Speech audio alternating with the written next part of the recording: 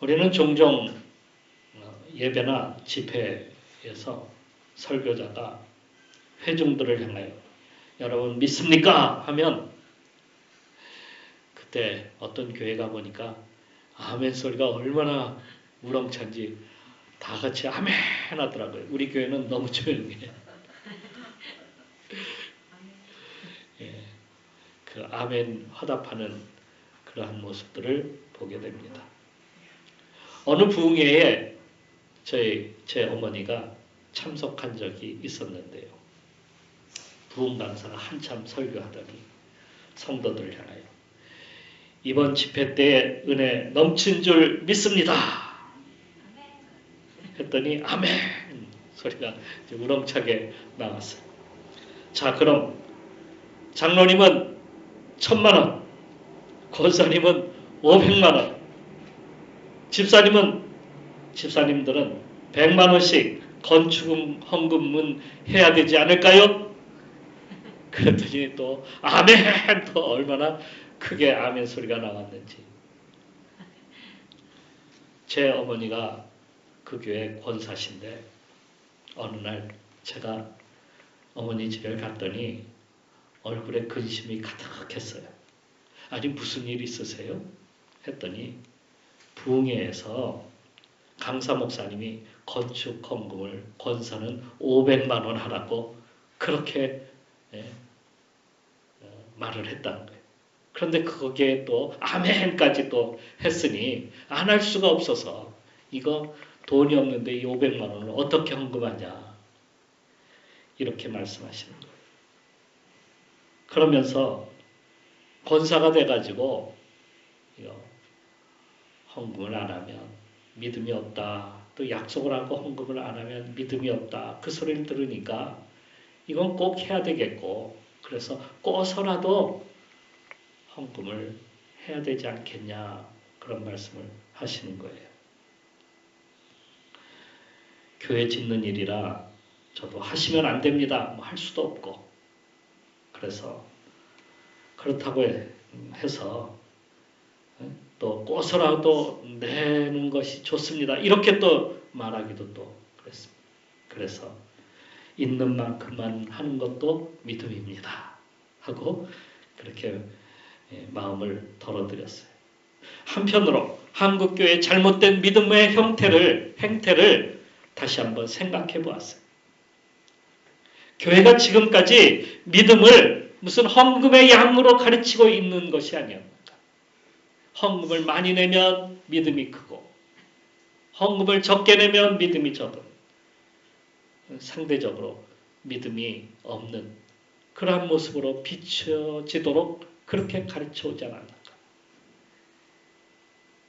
참 부끄러웠습니다.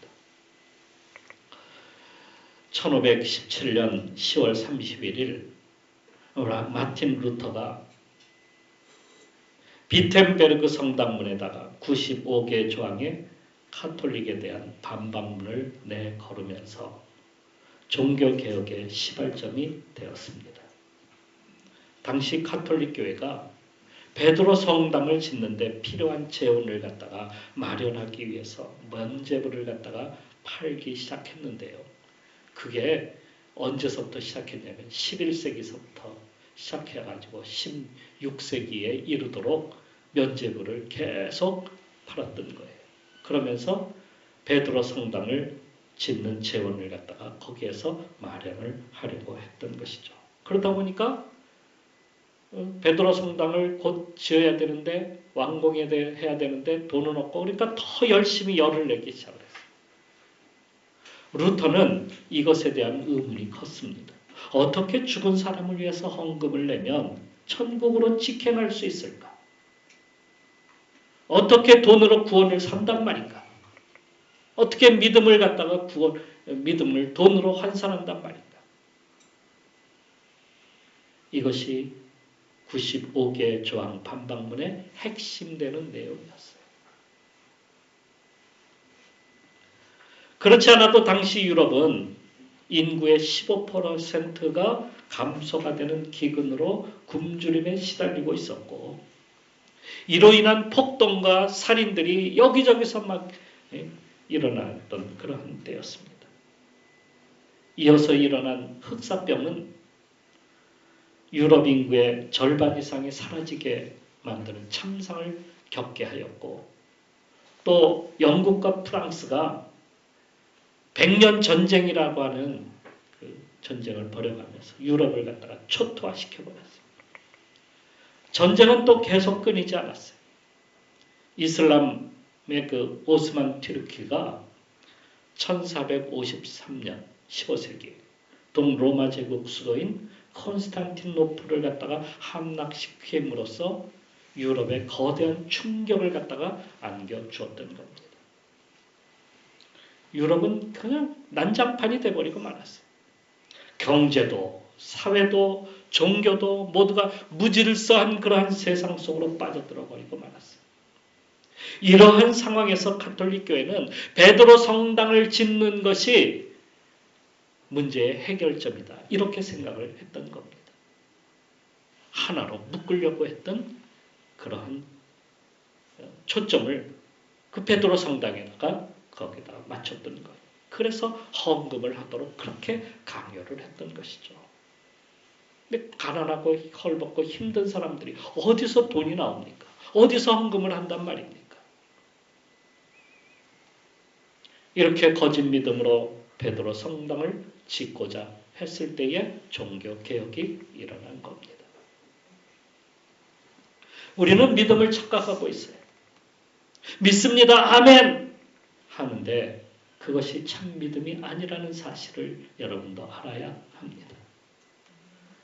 기도를 잘한다고 해서, 성경을 갖다가 많이 보았다고 해서, 또 교회를 오래 나왔다고 해서, 헌금을 또 많이 그렇게 한다고 해서 믿음이 대단한 사람이다.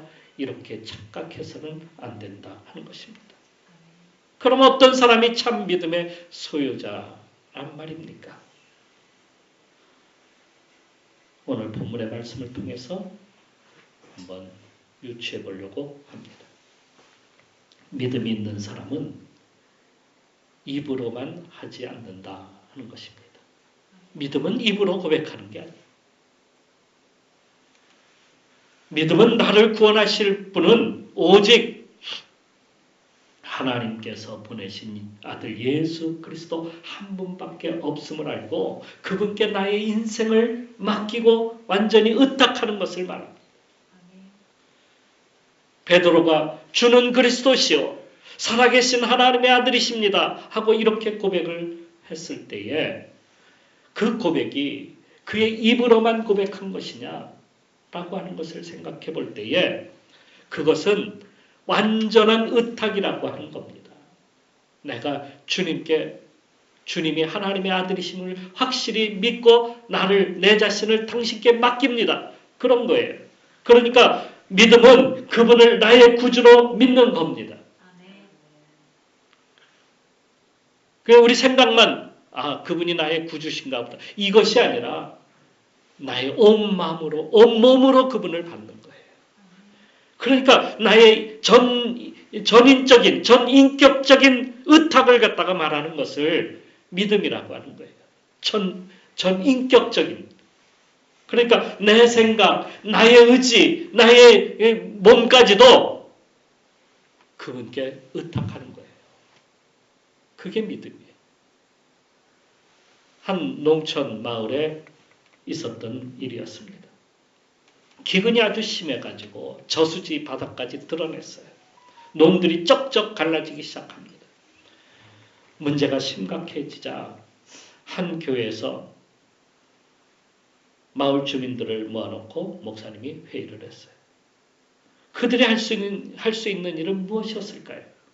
뭐겠어요? 기도. 하나님께 우리 나가서 열심히 기도합시다. 하는 것밖에는 더 없었잖아요. 그래서 기도회를 열기로 했습니다. 그날 저녁 기도회로 모인다 그러니까 다른 방도가 어디 있겠습니까? 그동안 교회 안 나왔던 사람들까지도 다 교회로 몰려 나왔어요. 열심히 그래서 기도회로 기도회가 시작이 됐어요. 이날만큼은 모두가 정말 얼마나 그동안 애타게 기도를 했는지 몰라요. 정말 눈물로 하나님 앞에 그렇게 기도를 했는데요. 얼마나 시간이 흘렀는지 하늘에서 빗방울이 뚝뚝 떨어지기 시작을 한 겁니다. 하나님께서 정말 응답을 하셨어요. 비가 막 내리기 시작합니다. 그러더니 막 조금 천천히 처음에는 똑똑 떨어지더니 그 다음부터는 막 소나기가 막 쏟아지는 거였어요. 비가 내리자 이번에는 사람들이 새로운 고민이 생겼어요. 야, 이렇게 큰 비 어떻게 집에 돌아가지? 하는 고민이었어요. 그때에 한 소녀가 앞으로 나오더니 우산을 탁 피는 거였어요. 그러면서 이렇게 말을 했어요.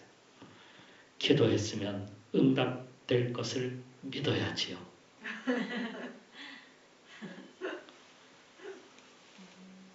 아니, 비 주시기를 위해서 모인 기도회인데 그러면 제일 먼저 무엇부터 챙겨야 돼요?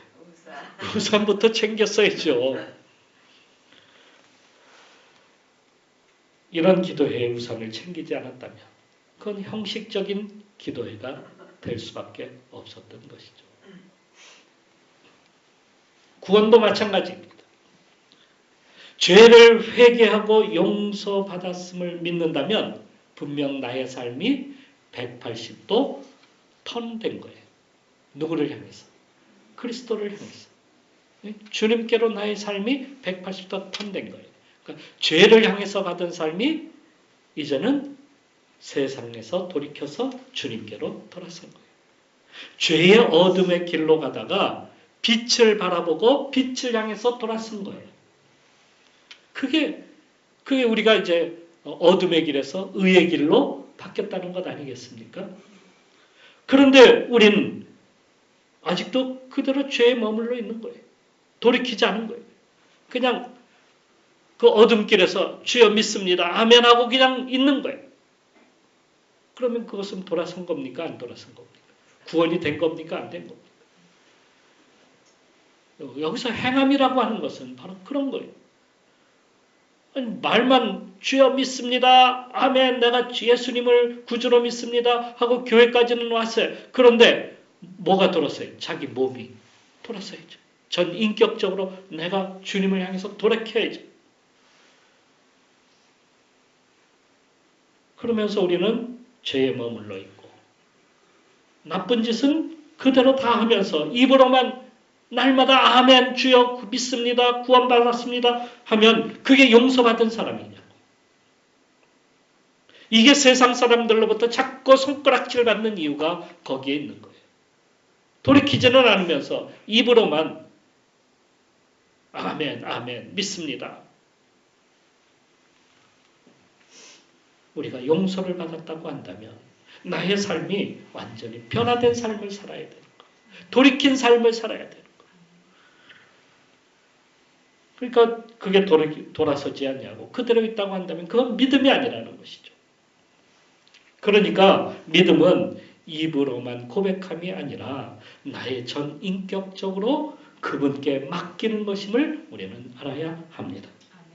그게 바로 새로운 피조물이라는 거예요. 성경은 바울은 우리에게 너희가 새로운 피조물이 되었다 그러잖아요. 그런데 새로운 피조물은 뭐예요? 전에 그대로 옛날 모습 그대로 사는데 그건 새로운 피조물이 아니잖아요. 돌이켜야 돼요. 180도 어디를 향해서? 주님께로 향해서 내가 빛을 향해서 돌이켜야 되는 거예요. 빛을 바라보고 이제는 나가야 되는 거예요. 정말 여러분 믿습니까? 아멘. 이럴 때는 아멘 하셔야 된다는 거예요. 예. 우리 믿음이 너무 믿음이 아니라 아멘이 너무 적어. 그죠? 우리 새로운 피조물이 되시기를 축원합니다. 아멘. 또 믿음의 사람은 성령의 사람입니다. 성령의 사람이에요. 믿을 때 우리가 받아야 될 것이 있고요. 버려야 될 것이 있어요. 받아야 될 것은 무엇이냐면 성령을 받아야 돼요. 그래서 사도행전 19장 2절에 바울은 아볼로를 향해서 뭐라고 하냐? 너희가 믿을 때에 성령을 받았느냐? 이렇게 묻고 있어요. 성령은 믿음을 확증시켜주는 겁니다. 우리가 고백할 수 있도록 그분이 우리를 도우시는 거예요. 우리가 주님 앞에 서야 되는데 아직까지 우리가 죄인이기에 악인이기에 우리의 양심까지도 우리의 모든 것이 다 타락하고 죄로 물들었어요. 그러니까 회개하고 싶어도 회개하지를 못하는 거예요. 왜? 죄를 죄로 여기지 않기 때문에. 이러한 인생이 우리 자연인, 믿지 않는 그러한 모습의 사람이다. 회개하지 않는 것. 그것을 알게 하고 우리의 영을 열어서 주님 앞에 서서 고백할 수 있도록 만들어 주시는 분이 바로 성령이시다는 거예요. 물과 성령으로 나지 않으면 하나님의 나라에 들어갈 수 없느니라. 예수님께서도 이렇게 우리에게 말씀해 주고 있어요. 그러니까 성령의 사람이 됩니다. 그러니까 우리가 믿을 때에 성령이 우리 속에 내주해 계시고 역사하시는 거예요. 이게 성령의 사람. 이것을 성령의 견인이라고도 이렇게 말하기도 합니다. 완전한 의탁은 성령의 역사로 되는 거예요. 우리 힘으로 되지 않아요. 우리 지식으로 되는 것이 아니에요. 성령의 역사. 우리가 충만한 삶을 살기 위해선 이렇게 성령을 따라 살아가야 합니다. 그러나 한편으로 우리가 버려야 될 것이 있습니다. 무엇을 버려야 됩니까? 과거 육체를 따라 살았고 죄를 따라갔던 옛사람을 우리는 던져버려야 돼요. 벗어버려야 돼요. 이걸 버리지 않으니까 아직도 우리가 육체가 원하는 대로 사는 거예요. 육체가 원하는 일은 영으로 보지 아니하고 육신의 눈으로. 육신의 눈으로 모든 것을 보고 판단하도록 그렇게 만들어요. 세상 사람은 겉으로 보는 것을 전부라고 여깁니다. 세상, 보이는 것이 전부야. 그러니까 멋지게 보이고 선하게 보이려고 얼마나 노력합니까? 그런데 우리가 그걸 착각해서 그게 믿음이다. 아, 착하게 살았으니까 다 천국 갈 수 있죠. 육체의 눈으로 보기에는 그렇게 보일 수 있어요. 멋지게 보이니까. 훌륭하게 보이니까. 그래서 바리새인 같은 사람들이 나오는 거예요. 자꾸 어떻게 속은 안 그런데 겉으로만 사람에게 잘 보이려고 착하게 보이려고 그래서 사람들에게 믿음 좋다. 너는 당신은 천국 갈 수 있다. 이런 소리를 듣고 싶어하는 사람들이 있다는 거예요. 이게 세상 사람들이 보는 모습이에요. 힘이 있고 돈이 있고 권력이 있는 사람이 장로가 되고 지도자가 되는 세상. 지금 우리가 살아가고 있는 세상이 그런 세상이에요. 그래서 그런 사람이 교회에 오게 되면 그런 사람을 먼저 대접해요. 먼저 좋은 자리 내주고 그런 사람을 먼저 환영하고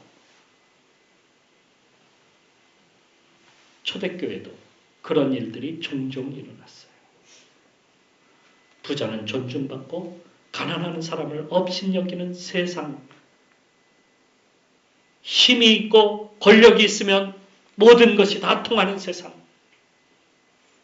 힘이 없으면 또 그리고 돈도 없으면 멸시받는 세상에 살아가고 있었다. 그래서 야고보가 이 말씀을 쓴 거예요. 너희가 믿음이 있느냐? 믿음이 있으면 믿음이 있는데 왜 너희가 세상 사람들처럼 그렇게 바라보느냐? 그러니까 믿음 있는 사람은 겉으로 사람을 판단하지 말아야 된다. 성령의 사람은 영으로 바라봅니다. 영의 사람은 육체를 따라 살지 않습니다. 바울은 에베소 교회를 향해서 술 취하지 말라. 이는 방탕한 것이니 오직 성령의 충만함을 받으라. 이렇게 말씀하고 있습니다. 세상 사람들은 술을 통해서 교제하고 술을 통해서 기쁨과 즐거움을 얻고 술을 마시면서 일을 결정하기도 하고 술을 통해서 위로와 힘을 갖다가 거기서 얻기도 합니다.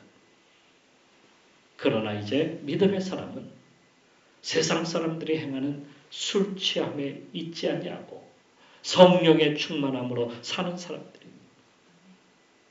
성령을 통해서 기쁨을 얻고 성령을 통해서 교제를 나누고 성령을 통해서 결정을 하고 성령을 통해서 위로와 힘을 얻어야 되는 거예요. 그게 영의 사람이에요. 이게 참 믿음의 사람이에요. 우리의 삶은 이렇게 살아가야 한다는 겁니다. 그래서 믿음의 사람은 예수 그리스도와 함께하는 사람임을 우리는 알아야 합니다. 그분을 믿고 의지하며 그분을 따라서 우리의 인격까지 그분으로 채워가는 거예요. 여러분, 그냥 교회만 왔다가 가는 것이 아니라 날마다 예수 그리스도는 내 속에 채울 수 있도록 우리가 그렇게 날마다 주님께 기도하고 또 말씀 가운데서 예수 그리스도께서 어떻게 우리에게 그렇게 행하셨는지 그걸 우리가 날마다 보고 깨닫고 성령의 역사가 일어나도록 기도해야 돼요. 그게 바로 성령으로 충만한 삶을 살아가는 사람의 모습입니다. 그리하여서 늘 기쁨을 우리가 이웃에게 행하게 되고 착한 일을 행하며 또 선한 사람으로서 서로 돕고 함께 천국을 이룰 수 있는 세상을 만들어가는 것. 이게 믿음의 사람이 하는 일이에요. 믿음의 사람은 세상에 유익을 주는 사람이지 부정적이고 남을 파괴하고 세상을 어지럽게 만들고 이건 믿음의 사람이 하는 것이 아니다는 거예요. 세상을 이롭게 만들고 이 세상을 천국과 같은 세상으로 만들어가고자 힘써가는 것. 이게 참 믿음의 사람임을 오늘도 우리가 명심하고 오늘도 믿음으로 살아가는 성도들이 되시기를 축원합니다. 기도하겠습니다. 언제부터인가 사람들은 교회를 향해서 기독교 이렇게 부르기 시작을 했습니다.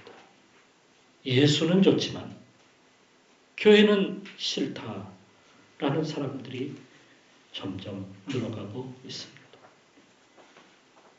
그것은 우리가 말씀으로 살지 않기 때문입니다. 믿음으로 살지 않기 때문입니다. 성령으로 따라 살지 않기 때문입니다. 그것은 참 믿음이 아닙니다.